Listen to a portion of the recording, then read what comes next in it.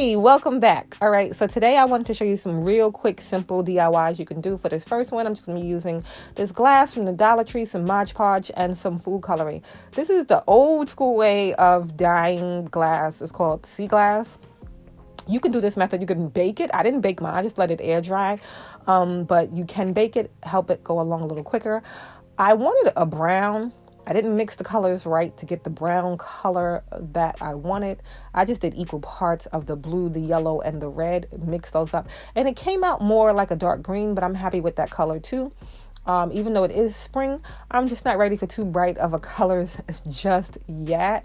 Mix the Mod Podge in there, a decent amount of it, and you just pour it in, roll it around, make sure you get nice, even coverage. Okay, when you're drying it upside down like I did mine, you're going to want to put something so that it doesn't dry flat like that, because it'll pool at the top, as you can see.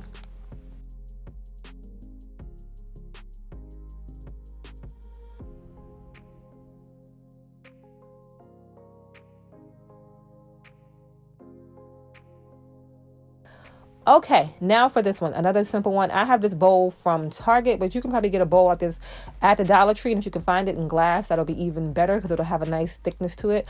I use these things from the Dollar Tree also, the twine and the bowl on the bottom. Just hot glue those together to make a pedestal style bowl.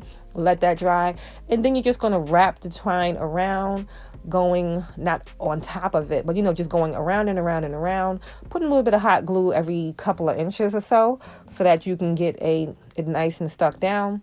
Once you get towards that little hump at the bottom, it's easier to do it, but the bottom part will take a while.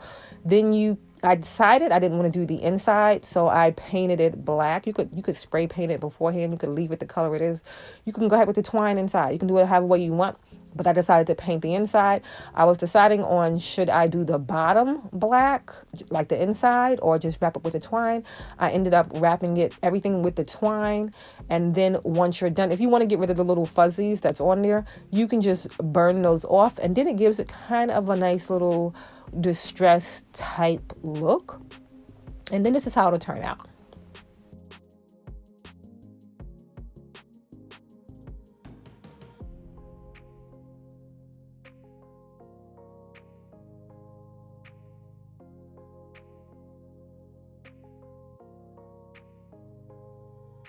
Okay, now for this one.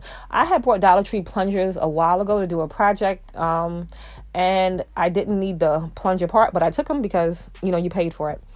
So I realized that they fit candles. So they fit the Dollar Tree candles. They'll fit any candle, the tall candles, but they fit them perfectly. So I said, why not make candle holders out of this? If you wanted to you can do it with a base on the bottom. You can cut that because it's just a nice little rubber, whatever, and stuff, and get rid of that lip. You can do so many things. I also use these beaded bracelets that are from the Dollar Tree. Glued those down so that they stuck on there and didn't, flop around. And then I just hit it with some spray paint when I was done. You could give it a distressed look. You can go so many ways with it, whatever and stuff. But I just left it all black. And then once it dries, you can put your candles in, and you'll have two cute little candle holders.